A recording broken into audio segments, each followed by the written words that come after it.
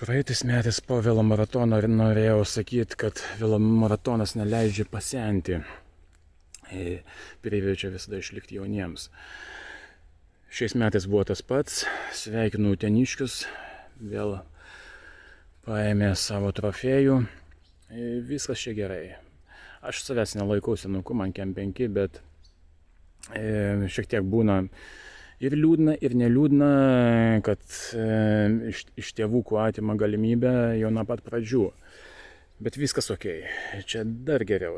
Galima paspausti, galima pasistengti. Aš praeitais metais pagalvojau, gerai, aš čia kažką padariau klaidą, šiais metais pabandysiu.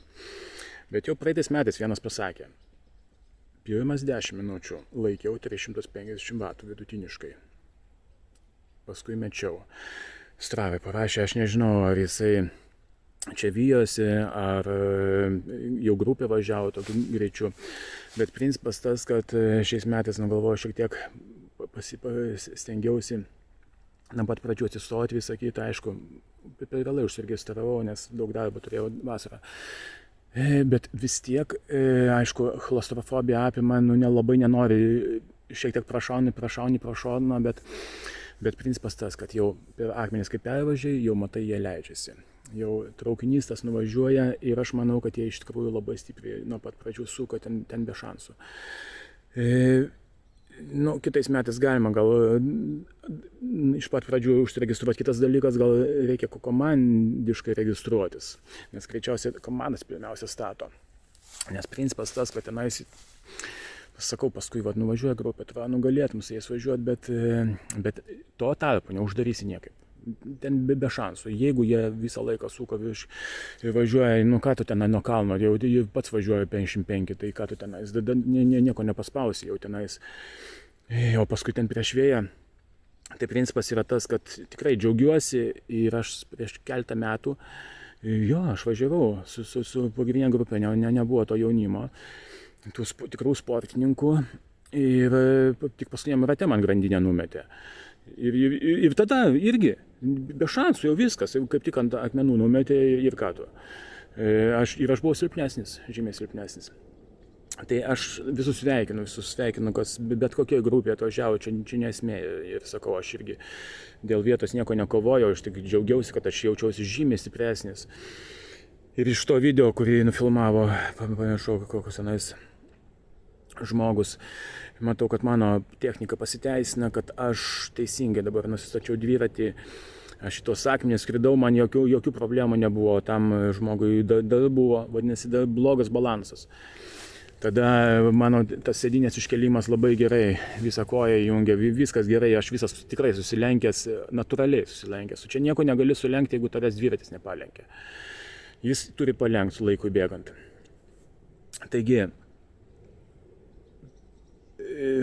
pirmos grupės, sakau, be šansų. Kitas, dar vienas pavyzdys, aš nepažįstu jo, bet yra toksai Miroslav Papugajev. Tiesiog Stravo išsiseku, nežinau, jis mane pasiekė, aš įseku. Jis jau kitą dieną nuėjęs į kažkokią įkalnę, ten Rokantiškių. 8,5 minutės suko 3,53 vatus vidutiniškai ant 160 pulso.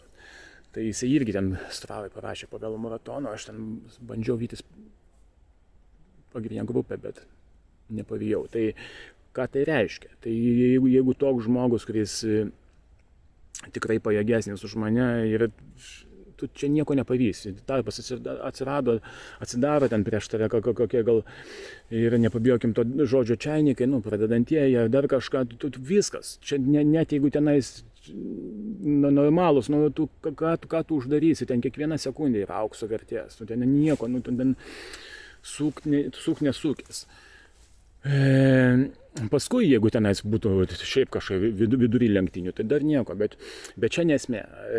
Esmė yra ta, kad ką aš vis dėlto šiais metais padariau, tai norėjau pasijus kaip televizoriai, ten tarkim 5 rate, ten į tą įkalnę šoviau aš ant kokių 700 vatų, tam, kad paskui prašoviu savo grupę, kad man paskui pasidarytų gerai, mane jinai vėl pravytų. Tai aš tuo džiaugiuosi, nes kitaip visą laiką prasidėjus, tai kažkaip galima paskui irgi jaustis nekaip, čia sėdėjau. dirbti irgi nesinori į priekį, nu, atrodo, jau turi tos jėgos, bet kai vieną kartą lenktyniauji per metus, tai yra ta klaustrofobija, atrodo, nu, tiesiai važiuoja, viskas gerai, bet kažkodėl ypač, vat, malonu važiuoti ir Gedimino prospektu, ten lėki, viskas drada, tu jautiesi gyvas, nu, jaunas ir aš sakau, aš vėlai pradėjau 30 metų daugiau, nuo Kristaus amžiaus pradėjau važinėti, užsieniečiai žiūri, nu vis tiek, tai yra kaifas. Aš vienais metais su trauma ėjau ir žiūrėjau, kaip traškina tos akmenys ir aš galvoju, aš jums pavydžiu. Jūs drąsus, jūs nepabijot, nes iš tikrųjų baisu. Tai aš sakau, sveikinu visus, kurie iš viso atėjot, nes 82-3 iš viso nepasirodė. Ir aš suprantu, baimė suėma, gal reikalai pasikeitė, vienas kartą reikalai pasikeitė, bet kas gal ledaus kokio išsigando, kurio nebuvo. Yra ta baimė, nueini šeštadienį šventasis mišias tam, kad sekmadienį net negalėsi. Irgi pagalvoji apie savo gyvenimą, nepabijokim to žodžio. Čia mes visą laiką gyvenam, ką tu gali žinot, kas nais. Aš irgi, tiesą sakant, tik dviračių takais jau važinėju, neminčinės plente. Pirmyn atgal, aš jau tenais kiek įmanoma ir gatves stengiuosi nelys, nu kažkaip norisi išgyventi, kiek įmanoma vaikas auga, tai savaime, aišku, norisi pamatyti, kaip užaugs. O visa kita, tai ačiū Dievui, jau tos baimės paskui, jeigu tu važinėjai kasdien, tai paskui dingsta, ar ten greičio baimė, nes, nu, tu suaugi su to dviračiu labiau ir aš tuo džiaugiuosi, kad aš ar ten kokią atakėlę, ar tenais, jo, po 5 sekundės, virš 900, gal 970 net vatų, ar 95, galėjau išsukti ir viskas gerai. Ta prasme, ar tenais kažkoks pagreitėjimas, tai ar ten sakau, tenais kažkokia tokia kaip televizorė norėjosi, vieną kartą ir į priekį tarsi išeiti, tai tuo aš labai džiaugiuosi, čia yra tikras gyvenimas, mėgėjiškas sportas yra kaifas, nes profesionaliam sportė tu būtinai turi laimėti kažką, tenais, nu gerai savo kapitonų padėti, o čia tai kaifas. Ir taip sakau, ar tas jaunimas, kad, nu, paėma ten, kur ten tikrai, ten hebra, aš manau, ten jie galėtų laisviausiai važiuoti pilną distanciją, savaime aišku, kad galėtų. Bet, nu, nieko tokio, čia viskas gerai, viskas pagal taisyklės. Tai aš sakau, ar ten šitą kažką pabandyti, pamatyti savo tą trapumą, sakau, per televizorių, kaip čia Vilis pasakė, per televizorių lengva viskas atrodo, ir iš tikrųjų, gerai tenais pagreitėjęs į priekį, bet, nu, tu paskui jau tik kaip tave suima. Aš savaime, aišku, net į galios matuoklį nežiūri, ne į pulsą, vienas tik tai žiūri į save ir sakau, man tas buvo tam tikras kaifas. Aš važiuoju tą vidurio liniją, pačiam priekį prašovęs ir taip nuleidęs galvą. Ir dabar gerai, nuleidęs galvą, tai aš tikrai aerodinamiškas. Visas kūnas taip nuleistas ir taip galvoja apie tą gyvenimo trapumą, apie tuo momentu esi kažkokia būsena, kažkokiam transe, tu esi vienas. Ir aš sakau, aš visiems rekomenduoju, aš darydavau anksčiau tą klaidą, tai visą laiką prasidėti, nereikia prasidėti grupiai visą laiką, vis dėlto pabandyti, pažaisti, visą laiką yra visa lenktynės. Paskui, aišku, man buvo irgi pradėjau aš galvoti, kai aš pamačiau tenais, kad tas finišavo 59 iš sąrašo, aš 93. Tai ašgi galėjau, ašgi laisvai, ašgi turėjau tos sveikatos, bet dabar prisimenu, kad net nekilo mintis. Nu, galvoju, tik svarbiausia ne paskutinį čia atvažiuoti, vis tiek tenais kažkur tenais prie vidurį, biškį kažkokį pasprintuoti, nors aš neturiu sprinto visiškai, net 1000 vatų negaliu pasukti, nieko. Tai, bet išmoksiu, 100%. Oi, dar išmoksiu. Tai dalykas tas, o paskui atsiranda tokių minčių, ogi galėjau, bet čia jokio skirtumo. Iš tikrųjų, kai grupė nuvažiavosi, nėra tos motyvacijos. Nu, bet šitas video, ačiū tam žmogui, kuris šitas įkėlė, tai kažkaip įkvėpė ir sakau, ir aš save pamačiau ten ne vienoje vietoje, iš šono, ir sakau, gerai pasižiūrėti, kaip. Ir sakau, jau pakankamai mano nugarėlė, taip sulenkta visas, sakau, aš kadaise buvau įkėlęs video ir paskui paslėpiau prieš keletą metų apie sėdėseną, tai čia yra visiška ezoterika ir aš grįžau ir prie sėdynės savo, kur man profesionaliai davė velomanijoje ir buvo vis dėlto jis teisus, man patinka. tas aukštas sėdynės iškelimas, tas kampas, va tas yra super svarbu. Ir tada tavo šikna reikiamoj vietoj. Tu niekada neslinkinėsi aukštyn, žemyn, pirmyn, atgal, ta prasme. Bet dar aš plius sėdynę, kadangi mano kojos gana ilgos, tai į galą pastumęs. Ir kažkaip aš esu visiškai nelankstu ir ačiū Dievui dabar visi skausmai dingso. Absoliučiai visi. Ir nugara, ir kaklas, ir tas papugajevas, tai paskui dar rašo, kai Danena, oi, angliškai jis rašo, aš nežinau, kodėl jis angliškai rašo, oi, negaliu grupiai važiuoti, nes man skauda sprandą. Tai prie ko čia grupė? Jeigu sprandą skauda, vadinasi, per daug svorio ant rankų.